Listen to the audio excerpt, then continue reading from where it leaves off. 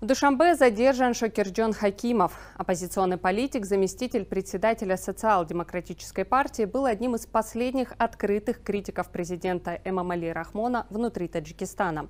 Хакимова задержали 4 дня назад, и по данным издания «Бомдот», он содержится в СИЗО МВД в столичном районе Фирдавси. Источники в правоохранительных органах не сообщают, в чем именно обвиняется Хакимов. Родственники политика подтвердили изданию «Бомдот» о его задержании и рассказали, что уже несколько раз передавали ему еду и одежду в СИЗО. 16 июля у Шокирджона Хакимова скончалась мать, и силовики не только не разрешили ему участвовать в похоронах, но даже не сообщили ему о ее кончине. Шокирджон Хакимов последние 14 лет находился под жесточайшим давлением властей Таджикистана из-за своей политической позиции.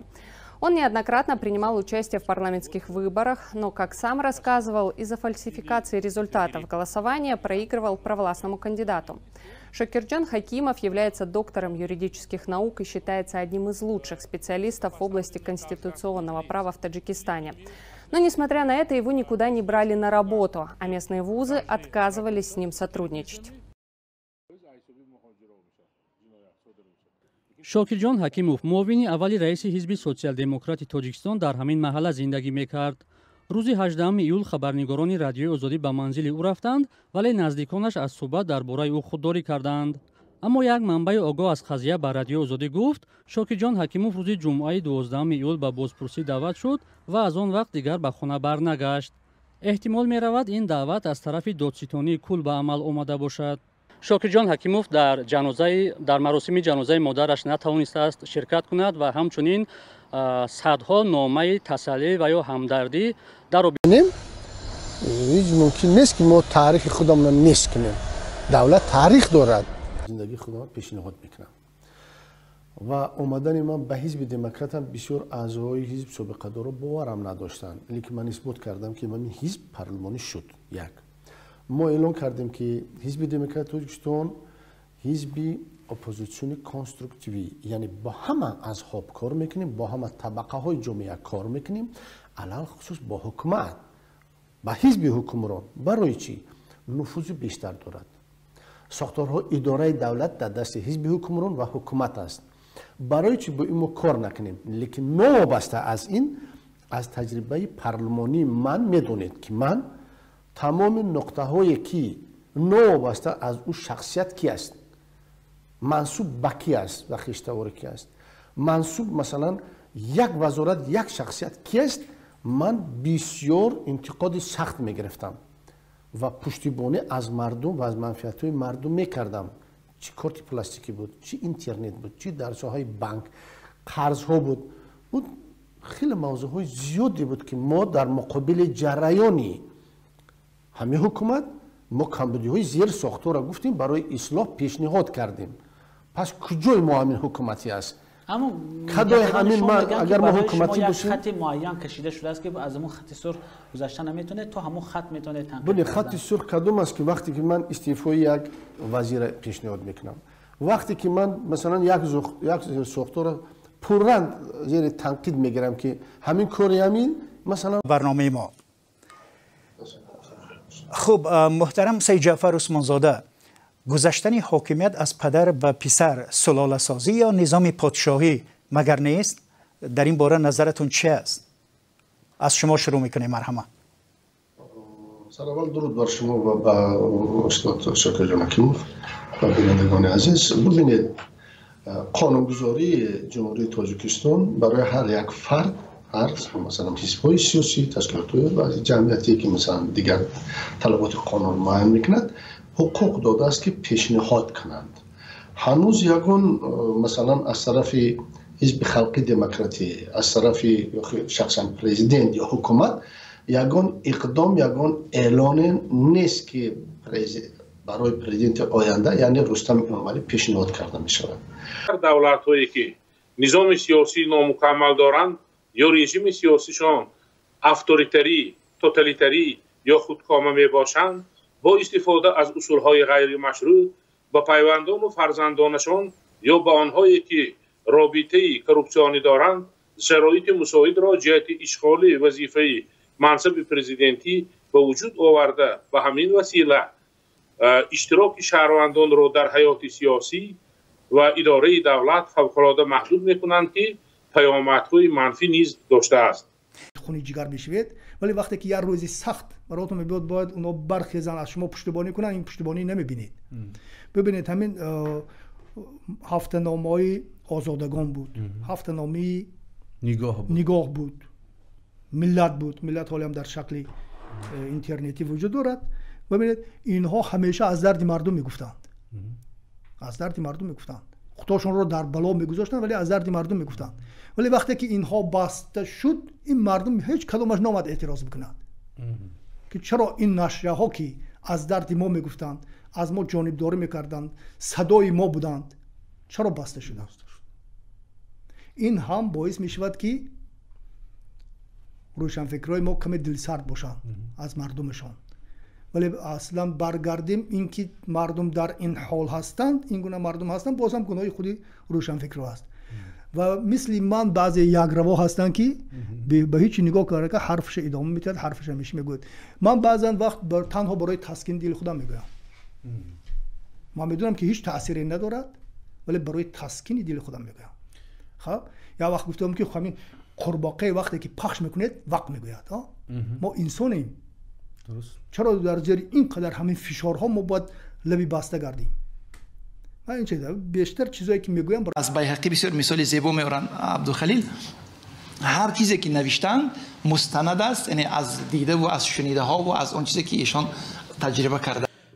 کتاب حوادث روزگار من قسمت دوم یادداشت‌های عبدالخلیل خالقزاده است. بخش اول خاطره‌های او با نام ماجرای رفته 5 سال پیش نشر شده بود. کتاب اول واقعه‌های جنگ شهروندی و بخش دومی آن که تازه نشر شد حوادث کشور را بعد امضای سازش صلح در بر می‌گیرد. در کتاب حوادث روزگار من مؤلف از فضای صاحبکاری در کشور، فساد، پست شدن سطح فرهنگ و تعلیم نگرانی کرده است. در برابر توصیف‌های زیاد از این کتاب بعض انتقادهای هم در نشست صدا داد. زبانشم درست است، قوی است، لیکن بعضاً یک کلمه های عربی کار فرموده می شود، به نظرم همه نمیفهمند. در نشست به محدود شدن آزادی ها در کشور هم اشاره شد. یک برد اساسی کتاب حوادث روزگار من به نظر شرکت داران این بود که مؤلف با جسارت چند مشکل جامعه را آشکارا گفته است. همچون ژورنالیست تصور میکنم که برای نوشتن این کتاب برای مؤلف دو چیز لازم بود. فکر میکنم هم جسارت و هم دیپلمات بودن. جسارت برای ابراز فکر خویش و دیپلمات بودن برای دانستن حد تا چه حد چیز را گفتن ممکن است که عاقبتش بخیر باشد. کتاب حوادث روزگار من بجز کریلی با حروف فارسی نیز نشر شده است. چاپ خاطرها در میان چهره‌های سیاسی و فرهنگی تاجیکستان در سالهای اخیر چندان معمول نیست. روشن نیست که دیگران تا کجا از این کار. این حالا ما در بالای دیجی تیراندازی یا دیجی جنگی که از اینجا با طبیعی که با کمانهای قدیم با این چیزا تیر می انداختن به دشمنی که از پول میگذشت. این دیج خیلی بزرگتر است.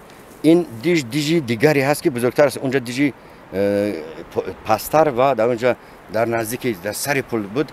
این دیج کمی دورتر است که اینجا بسیار بلندش خیلی زیاد است. بلندش خیلی زیاد است و از همون دوره قدیم تا امروز اون جایهای تیراندازی، سنگخانه ها، اون چوخوری هایی که برای پنهان شدن جنگاورا بود، اونا همش یک مقدارش باقی مانده است. البته همش نه، یک مقدارش باقی مانده است و عجیبش این است که این در جای قرار دارد که اون بلندی که در اونجا هست اونجا قلعه است. نامش هم تا هنوز قلعه‌نک است. اون قلعه هست که زیر خاک مانده است. اون قلعه پشتیبان این محافظای پل بود. وقتی که محافظای اون دیجی اول تیراندازی با دشمن روبرو میشن، ببینید این تنگنا چقدر پایین است. با اونا روبرو میشن، از وقتی که تیراندازی میکنن و با دشمن جنگ میکنن، این قلعه که خیلی بلندتر است از اینجا به محافظت اونا برمیخواستند و در این میان از قلعه کلانتر که قلعه بزرگ است در اونجا از اونجا جنگی‌ها جنگاوران می اومدن به محافظت پل و در اینجا حتما جنگ کلان صورت میگرفت که طوری که ما در پایان دیدیم گفتیم اینجا سنگ‌های بزرگی هست که همش چون سپر معلوم میشوند سپری که از اونجا هم تیر میانداختن و با شمشیر به نظرم که به دشمن هجوم میکردن همینطور به نظر میرسد. این کتاب در مدت 5 سال بر اساس منبع‌های بسیار قدیمی ایرانی، چینی و اسکندر مقدونی، زمان اسکندر مقدونی و یونان قدیم درباره تاریخ رشت وزیر پیشین کارهای خارجی تاجیکستان و دیپلمات سابقه دار بازداشت شده است. چند منبع روز 18 ایون تصدیق کردند که همراه خان ظریفی روز 12 ایون دستگیر شد.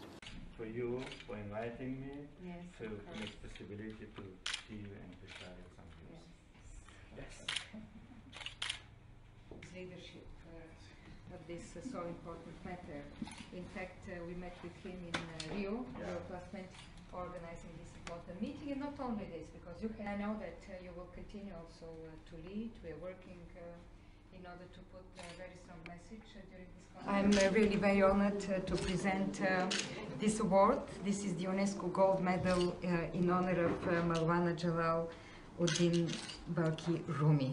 You know, and it's in recognition of your outstanding contribution to the promotion of Tajik cultural heritage and your personal commitment to enhancing international cooperation in the field of intercultural dialogue and cultural diversity. I'm very honored. So this is, and also, this is our golden medal. Thank you. Thank you. I would like once more thank you for your generosity, for your kindness, and for all things which you're doing in the, not just in my country, for all of the world. Со своей стороны я хочу ответить на некоторые, как вы сказали, политический аспект этого вопроса. Никаких опасностей, никаких угроз национальной безопасности Таджикистана не существует. Что касается конкретных деталей проводимой операции, происходящих событий на востоке страны, я еще раз хочу подчеркнуть, что это вопрос не в моей компетенции. طبق اطلاع منابع رادیو زودی اکبرشاه اسکندرов رئیس سابق شورای عالی و اجرا کننده وظیفه رئیس جمهوری تاجیکستان بازداشت شده است. مقامات و همخویشاوندان اسکندرов در این باره صحبت نکردند. دو منبع رادیو زودی گفتند نمایندگان دوستانی کل اکبرشاه اسکندرов را 13 14 ایون به بازپرسی دعوت نموده دیگر رها نکردند. تو این دم معلوم نیست که اسکندرов به چی متهم می شود. مفتشان دوستانی کل قریب 50 نفر را بازپرسی نموده با شرط بیرون نرفتن از جای زیست رها کردند. اما اکبرشاه اسکندرов را جواب ندادند، افزود یک منبع آزادی. رادیو آزادی برای گرفتن شرح رسمی مسئله به دوستانی کل مکتوب فرستاده منتظر پاسخ است. خبرنگاران رادیو آزادی روز 21 ایون به منزل اسکندرов در شهر دوشنبه رفتند. نزدیکانش در را باز نکرده گفتند اکبرشاه در خانه نیست. اکبرشاه اسکندرов به دنبال بازداشت یک وکیل پارلمان و وزیر پیشین کارهای خارجی دستگیر می شود، هرچند معلوم نیست که قضیه آنها تا کجا با هم رابطه دارد. روز 12 ایون سعید جعفر عثمانزاده وکیل پارلمان تاجیکستان با اتهام غصبی حکومت بازداشت شد. منابع رادیو آزادی گفتند همان روز 12 ایون همراه خان ظریفی وزیر سابق کارهای خارجی تاجیکستان و دیپلمات سابق دار هم دستگیر شده است. اکبرشاه اسکندرов 73 سال دارد و ماه نوامبر سال 1992 در اجلاس 16 شورای عالی در شهر خوجند از مقامش استعفا داد و راه را برای به قدرت رسیدن پرزیدنت فعلی امام علی رحمان باز کرد. او بعدتر چندین سال سفیر تاجیکستان در ترکمنستان و دیرتر نماینده دوشنبه در قزاقستان بود. سالهای آخر در اکادمی علوم تاجیکستان کار میکند. از همون دوره همه وقت در همه جلسه هایی که ابتدا اشتراک میکردیم و بعدا که وقتی که من اجرا کننده وظیفه بودم но من در همه جلسه هایی که شورای دولتی میگذراند و دیگر جلسه های میگذراند من حتمی اشتراک میکردم به حیث اجرا کننده وظیفه رهبری تاجیکستان. همون جلسه اخیری که یعنی با فروپاشی اتحاد شوروی انجامید در یک نواری ویدیویی ما دیدیم که شما یعنی در پهلوی آقای گورباچوف شما هم صحبت میکنید از همون حادثه یک یادآوری میکنید. البته اون دوره وقتی که جلسه را گذراندن گورباچوف بعد گفتن که همه رهبران جمهوری باید که یک دو سخن года, чтобы согласовать общее видение. 10 декабря 1948 года Генеральная ассамблея Организации Объединенных Наций приняла всеобщую декларацию прав человека как единый стандарт для достижений всех народов и всех наций. Позитивных ориентиров в истории человечества. Декларация состоит из преамбулы и 30 статей, где первая статья мощно провозглашает, что все люди рождаются свободными и равными в своем достоинстве и правах. Нет дискриминации, право на жизнь, свободу и безопасность. Никакого рабства, никаких пыток или жестоких, бесчеловечных или унижающих достоинство видов обращения и наказания. Равная защита закона. Никакого произвольного ареста, задержания или изгнания. Право на справедливое и публичное слушание. Никакого вмешательства в частную жизнь. Право на свободу передвижения. Право искать убежище и пользоваться им. Право на гражданство. Право вступать в брак и создавать семью, право на собственность, свободу мысли, совести и религии, свободу мнений и их выражения, свобода мирных собраний и объединений, право на участие в управлении государством, право на труд, право на отдых и досуг, право на питание, одежду, жилье, медицинское обслуживание и социальные услуги, право на образование, право на участие в культурной жизни. Эти права человека не зависят от конкретной страны. Они не являются вознаграждением за хорошее поведение или особенностью для определенной эпохи или социальной группы. Они являются правами людей любого цвета кожи, каждой расы и этнической группы, независимо от того, имеют они инвалидность или нет, граждане они или мигранты, независимо от их пола, их класса, их касты, вероисповедания, их возраста или сексуальной ориентации. Декларация во многом способствовала принятию мер по защите прав человека. Она побудила к разработке сотен инструментов по правам человека, которые вместе составляют международное право в области прав человека и международные механизмы по защите прав человека. Принципы декларации поддерживают борьбу за деколонизацию и закреплены в конституциях вновь созданных стран, которые присоединились к Организации Объединенных Наций. Декларация вдохновила на создание национальных и региональных систем защиты прав, включая законодательство и институты, и продолжает направлять правозащитников и адвокатов во всем мире. Сегодня декларация доступна на более чем 500 языках и диалектах. Она установила мировой рекорд Гиннесса как самый переводимый документ в мире. 10 декабря, день, когда была принята декларация, отмечается каждый год как День прав человека. В декларации подчеркивается актуальность прав человека в нашей повседневной жизни.